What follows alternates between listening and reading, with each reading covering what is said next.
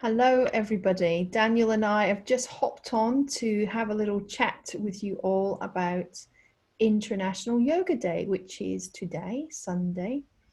And we thought we'd just very briefly explain a little bit about what International Yoga Day is, because that's useful to know. And International Yoga Day was instituted by the UN in December 2014, and they proclaimed the 21st of June to be an International Day of Yoga. And the reason was it was to raise awareness worldwide of the many benefits of practicing yoga, which is just a wonderful thing, a wonderful opportunity to really spotlight this amazing practice. And we both thought it was worth just mentioning the definition given by one of yoga's most famous practitioners, BKS Iyengar. He said that yoga cultivates the ways of maintaining a balanced attitude in day-to-day life and endows skill in the performance of one's actions. And we both thought that was absolutely spot on. Yoga can often be misunderstood as just being an asana practice or a form of gymnastics. But really, certainly for Daniel and I and our work at the studio, it's about life, isn't it? Yoga's about life. What would you say, Daniel? Absolutely. Yeah.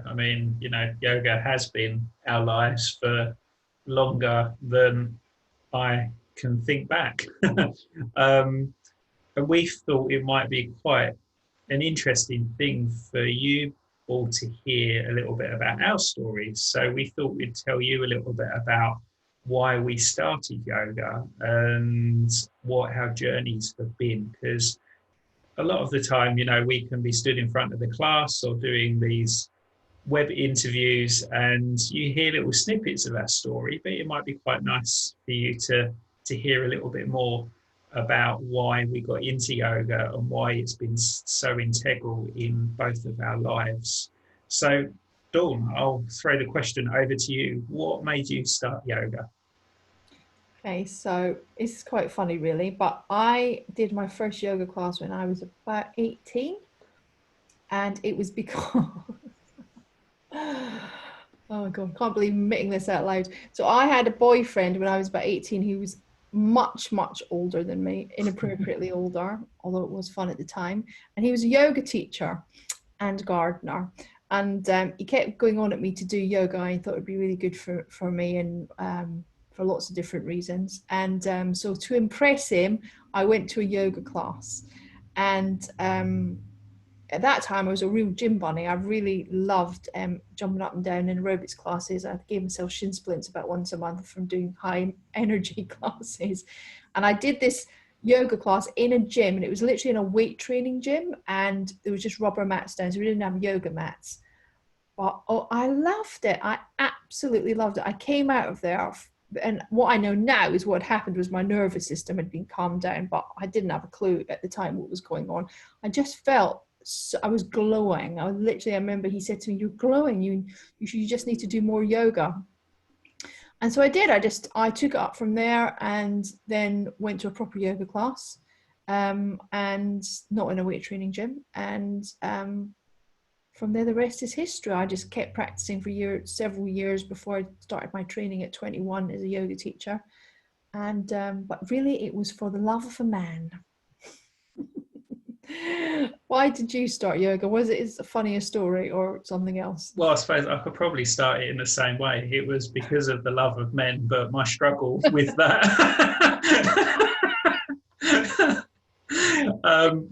I really struggled when I was younger about coming to terms with my sexuality, and I was quite unkind to myself in the way that I treated myself. I did all the things that you would expect a teenager and university person to do, but probably about 10 times more than what anyone else was doing. So I wasn't in a very fit state when I left university. I had a great time, apparently, but yeah, it was quite a dark time for me. And I kind of ended up back in London in this quite dark place within myself, and carried on with partying for a couple of years, and then had this massive realization that I needed to get out and I needed to go home and I needed to sort my stuff out. And so I left London and went back to live with my parents, which I hadn't done for about 5 years. And that was kind of part of my process of accepting who I was. And my parents were great. You know, they didn't really understand necessarily what was happening because I was very closed off at that time. But my mum actually suggested we go and try yoga together. So we did our first yoga class, me and my mum.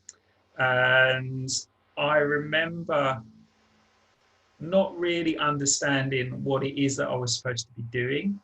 Um, but at the end in Shavasana, just kind of feeling settled, feeling at peace for the first time that I think I'd ever felt in my life. And I hadn't really necessarily come out, said anything, done anything different. There was just a sense of, I can handle this. And I wasn't trying to run away from it anymore. So from that point onwards, it was actually a complete turning point of my life. And I was really lucky that my mum and dad actually came to yoga for the first few years. So we went as a family, and me going to university feeling like I wasn't necessarily fitting into our family, to be able to come back and do something as a family and something that didn't orientate around anyone else other than us three was a really special thing to share with them.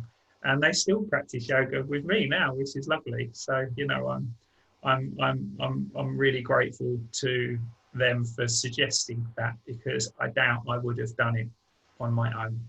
Mm. So nice. And they came on yoga retreat with us. They did, yeah. They had a So great nice to time. have My that. dad, my dad absolutely loves yoga. He's really got into the philosophy. I actually lent him one of the philosophy books, the Bhagavad Gita, and he gave it back to me and he said, I'm not sure what to take of it, but I feel like I've changed by reading it. That's all he could understand. He said, I don't even understand what I've read necessarily, but I understand it is quite monumental. He was That's like, it made me think wonderful. in completely different ways. And I was like, well, you know, isn't that the point of yoga? Isn't that why we celebrate it every year and try and get on our mat every day? You know, is that it has the potential to transform and change people's Yeah, thoughts, change people's lives ultimately. And yeah. for me, it's been a huge life-changing process. You know, if I look at myself 20 years ago, plus when I started yoga to where I am now, you know, I never would have thought this was achievable at all.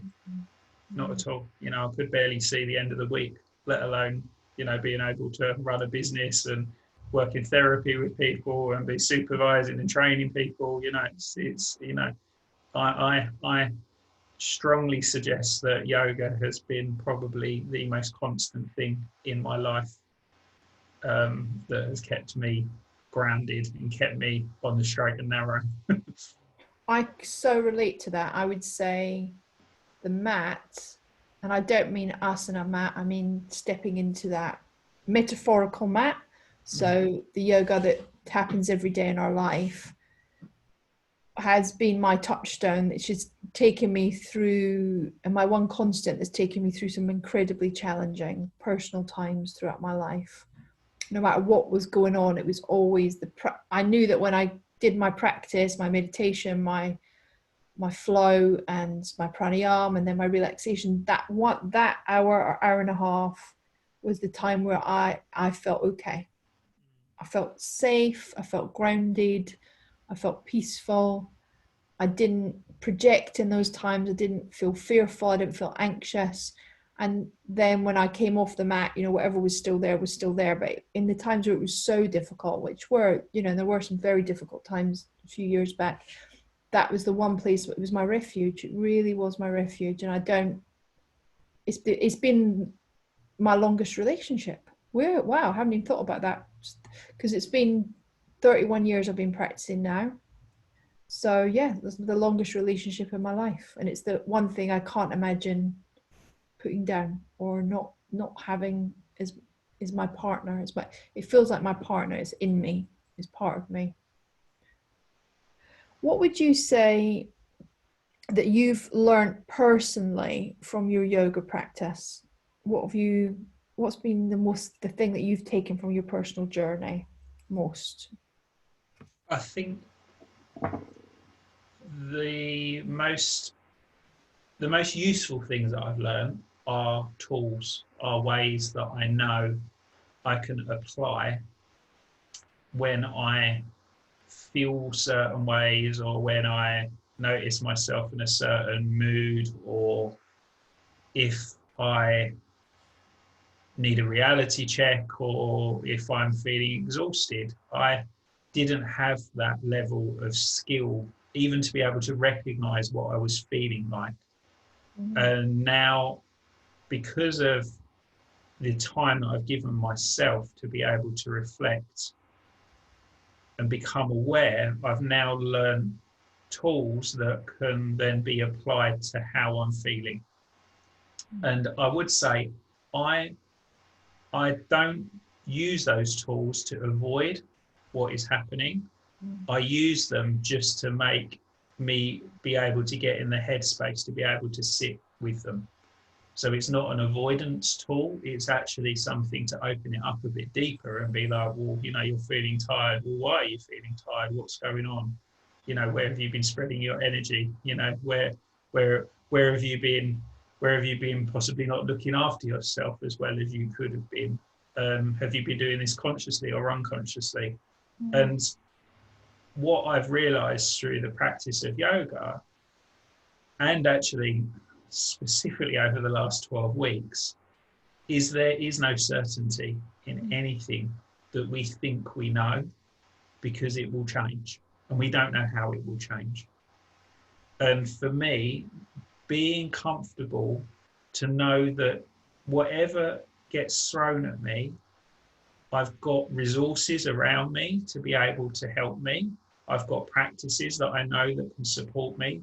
And I know where now to reach out to other people who may have gone further down that path than I've gone, to be able to ask them for supervision or help, or in the time of need and desperation, what do I do? And Mm. for me, that was fundamental. I needed that kind of framework around me. So I suppose I've built these tools, which are practices and people, to give me support, to give me a network. Yeah, and I've really seen you do that. I would say that's palpable, the way you look after yourself. Oh, thank you. Very Thank you. self-reflective. It And gives me, sorry, Don. look, Don, what I was you going to say? would say it gives me a good reminder to do it myself when I see you do it. Well, vice versa, isn't it? It's very much about, it's very easy to get caught up in those cycles within ourselves, isn't it? And actually, sometimes we do need to reach out to somebody else to say, actually, I'm feeling like this, and getting them to remind you what you need to be doing. Mm. I mean, my husband Ryan all the time is, well, have you done your meditation today? Have you done your bending over? Have you done your resting? Jovially, but actually he knows if I don't, I'm not a very pleasant person to be around after about 2 days of not doing it. I need that consistency. Um, and how about you, Dawn? What is it you've learned through your journey of yoga? Goodness, so much. There is so much, isn't there? You can't So really much. put it into words. It's I mean, I tricky. think I would say, if we were to take something in a nutshell, and I'm looking around a little bit because I'm seeing my battery's a little bit low and I can't see the plug. So if I disappear, that's why. But I'm sure it'll be fine. Got a few bars left. I would say the main thing I've learned is to surrender. We're always, the invitation in the practice is to be with what's there and not to fight it, and not to overstrive, and to respect ourselves and to surrender to the process that our body is showing us. So when we're on the mat, we're being shown the edges of our limitations, where our weaknesses and our strengths, and where we need to nourish ourselves more. Our breath gives us that same story. Our mind gives us that same story in meditation.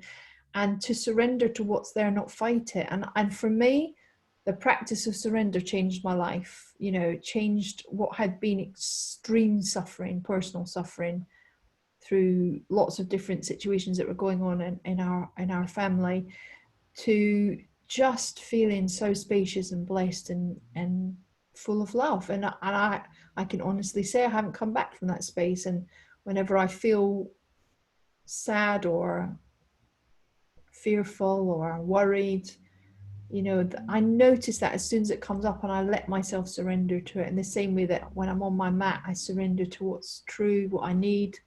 In my meditation, I surrender. And now that spills into my life. So I'm continually surrendering to what's being shown up for me. And it opens doors. It's really interesting, because when you stop battling and trying to make something happen or make it look the way you think it's meant to look, you're given the opportunity that's arriving for you that you're meant to have. And I don't mean in a fated way. I just mean that things are arriving all the time, and if it's meant to be, you'll be at the right space at the right time. So I would say all of it has led to this: just surrender and then go with what's left. And I would say that's my main learning, is to not fight and not try and micromanage and not try and make things look a certain way. Just to, this is what's true. I'm going to surrender to what's true, and I'm going to be compassionate with myself and others within that surrender. And I would say, as much as I can, that's how I live now. That's how I run my business. That's how I manage my relationships. And because of that, I feel really peaceful most of the time. Isn't it interesting, that idea of surrender goes against everything in the Western world that we're kind of told to Yeah. live by? You know, we're told to prepare for the future, you know, to have business plans, to have a mortgage, to have a pension, to have this, to have that. And actually, we do need that stuff, but fundamentally, you can't force something to happen, can you? And Mm. you can spend your life looking ahead and worrying about what may or may not happen, and by doing that, miss the beauty of the moments that we have now. And some amazing opportunities that might be coming your way, that because you're already on this track, then no, that's where I'm going and that's how it's meant to look. And that's who I'm Yeah. meant to be doing it with. And actually, if you surrender to, but right now, this just is really uncomfortable, it's really sticky, it's really dark, this makes me feel bad, this is draining my energy, and you go, well, I'm going to surrender to that's not quite right. And then all this space opens up, and then we have the mental capacity and wisdom to see, well, what else is possible, and then Mm-hmm. go there. And so it's interesting that at 17, 18, I stood on a mat and took a breath. And then at nearly 50, the learning that's come from just taking a breath and learning to be in my body and listen with respect and kindness, has given me this incredible capacity. Mm. You know, it's not a superpower, although it feels like one, but it's available to everybody. We can all surrender. We can all have that. It is a superpower if it transforms you in some way, isn't it? That's true. I'll take that. I'll advocate. Absolutely. I know my teacher, Lisa Kaylee Isley, she constantly reminds me, you know, in terms of whenever you need to grow, you need to create space to be able to grow. Mm. So when we're kind of sitting, looking, you know, or observing and just taking in what's happening, we need to always be prepared to know what we need to let go of to be able to move forwards. Mm. And sometimes that letting go of can be really painful, because it's stuff that we feel very attached to, or people that we feel very attached to. Mm. And for me, that's why the community aspect actually works really well, because I like to talk to people about what's happening, Mm. um, and it's really useful to kind of hear other people's opinions, because it helps to give me a bit of a reality check. And I suppose what we've created at Anahata is a group of people around us that are able to hear and be able to support us through our journey as much as we're able to support them through their journey. And that act of, you know, having to create space to move forwards is vital in, you know, in the way that our community works, because actually, you know, we're constantly looking at how we can be more accessible, more collaborative with more people. It's very true. What would you say is if you were to say to everybody what your self-care routine is, how you look after yourself, what do you do on a daily basis, regularly? So it's a really good question, actually. My self-care routine is quite simple. I do a mantra. I do 108 rounds of a mantra, which was given to me by my teacher, Lisa. I've been flirting with it on and off for about 3 or 4 years, but we got into a full-term relationship in March this year. So I've actually, since mid-March, when we first started to go into lockdown, I just had this real deep sense that I needed to go back to this mantra. And I started to do it, 108, and I haven't stopped. So I don't know how many days it is, but I've done it for that many days. But it's always been part of my practice, but it's never been as strong as what it is at the moment. And for me, having that mantra is the most important thing that I do for myself. The other things from a physical perspective is I really enjoy running. I really enjoy being active. And my asana practice very much supports my activity that I do. So the asana practice that I practice myself tends to be a kind of merge of hatha yoga with some tantric practices like kriyas, breathing practices, cleansing practices, and that tantric approach to hatha really suits my mind. But because my mind's very busy, I like to have lots of things to keep it kind of occupied with. For me, a calm mind, I don't know what that means. I don't know what, I'm yet to experience it, and it must be amazing for people that have experienced it. But for me, an occupied mind, but on one thing, is more important than a clear mind, if that makes sense. I don't get the concept of a clear mind because I'm always aware there's something happening. And that something happening, I'm aware is my conscious, my subconscious, or the layers of myself.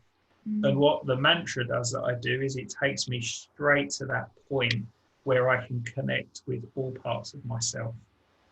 And ultimately, it's a mantra for healing, because I believe my yoga practice is about healing myself so I then can support the healing or well-being of others as well.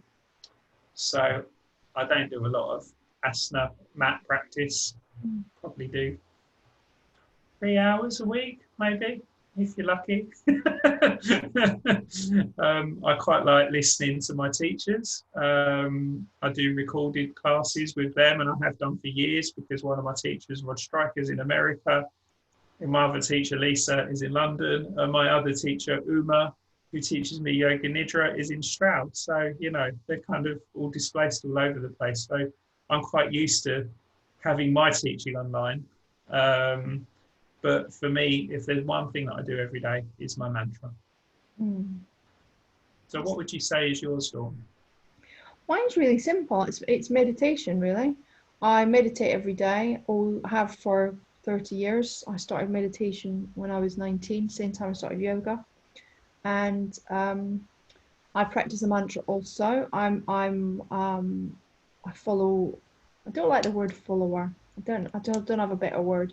I practice, I guess, with Ram Dass, who's now left his body, and I use the mantra I am loving awareness, and I sit with that along with the Buddhist Metabhavan meditation. My main practice, and has been for 30 years, is the compassion practice, and that's really been what my whole life is about developing compassion for others and for myself.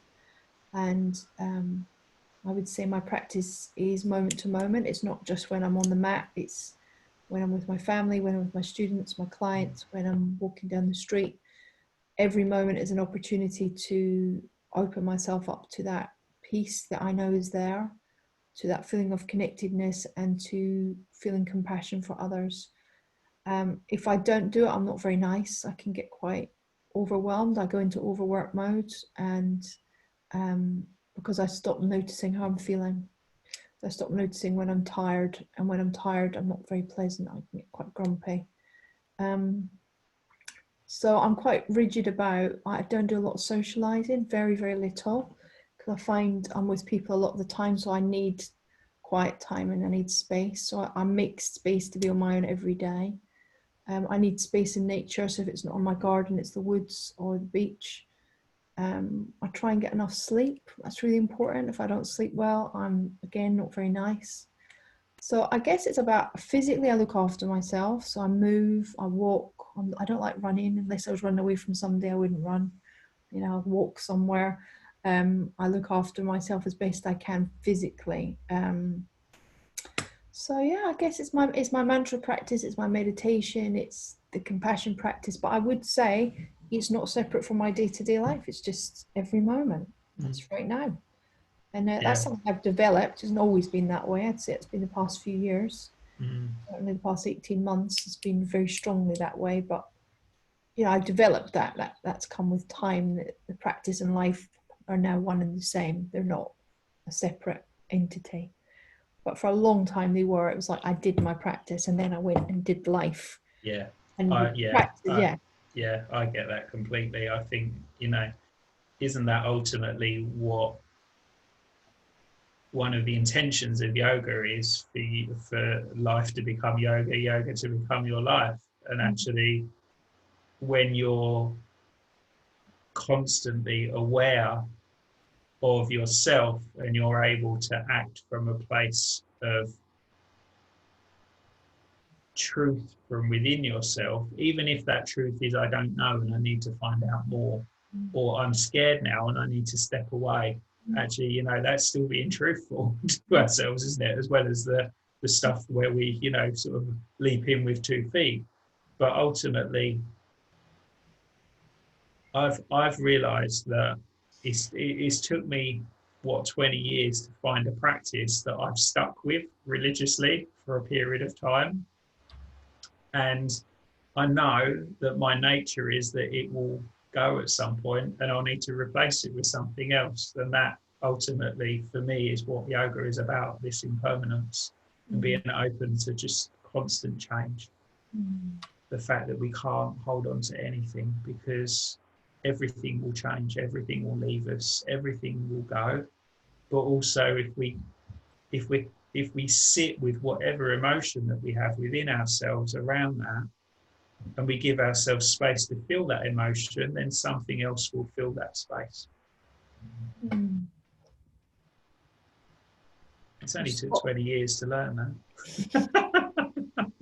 But hasn't it been fun learning it all? It has. And do you know what I love, Dawn, is the fact that I started my journey being truly ashamed of who I was because of my gayness. And now 20 years plus on, I run a yoga group for LGBT people to help them deal with that shame. Amazing. So for me, it kind of feels like I've come full circle back to where I needed to be and to be able to support those people. And that for me is yoga. That's, I love it. Absolutely love it. Absolutely. I completely hear that. I think in some ways a similar story for me, being brought up in a really strict fundamental cult. Everybody was other, everybody was wrong except for us. And to now be, and it was interesting that as I left it and found Buddhism and meditation, my instinct was to develop the compassion practice. And I don't know why I felt that, and I've needed it my whole life. I've needed that. There is an other, there's we, and there's compassion, and that's where I need to nurture. And it took me years to nurture myself. I was very good at doing everybody else for a long time before I could turn that onto my own well-being. But yeah, I would say it's always a work. You're always working, but you know, I've come to a place where it feels from moment to moment. That's my truth. And as you say, it's not always pretty, but it's okay. That's life. Yeah, you know, we need to look in our dark corners as well as the fun light bits, don't we? We And do. The magic's in the dark. you know, it is ultimately a practice. So there is no right or no wrong, because everyone arrives with very unique needs, and they need to be given very unique practices to match them, which is why for me yoga therapy's been so powerful, because you can work one-to-one or in a small group with people and really understand what's going on for people, rather than it just being a kind of blanket wash of, oh, you know, we're going to do this in class today. And you know, that for me was the turning point of why I decided to become a yoga therapist, was that I just felt group classes just weren't enough for what I felt I could give. So I had to go and re-educate myself, and you know, that was a huge journey to go on, a very exciting one and a very forgiving one, because actually it's when I really dealt with my issues around sexuality when I was on that course. And it was kind of like I broke free from my old life. It was literally, you know, like a movie, you know. I was kind of like, I'm leaving the shackles of my old life behind and moving into something new. And that for me was, you know, a huge turning point. And you know, that was only sort of 6 years ago, you know. Wow. So I'm aware that my screen's starting to flash. We don't want to lose you. This is real life, people. Absolutely. This is me being my typical technophobe. Never even considered checking the battery was still working. But I'm going to be at peace with that, and I'm going to be kind to myself. Absolutely.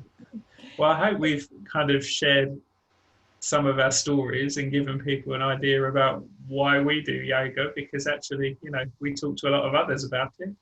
And it was quite nice to share it with you, Dawn, and with our clients as well, and the people that come to the studio. So thank you for listening to our stories. Dawn and I will be back soon with another podcast. I'm not quite sure who we're interviewing next or what we're talking about, but we'll pop it up on social media soon.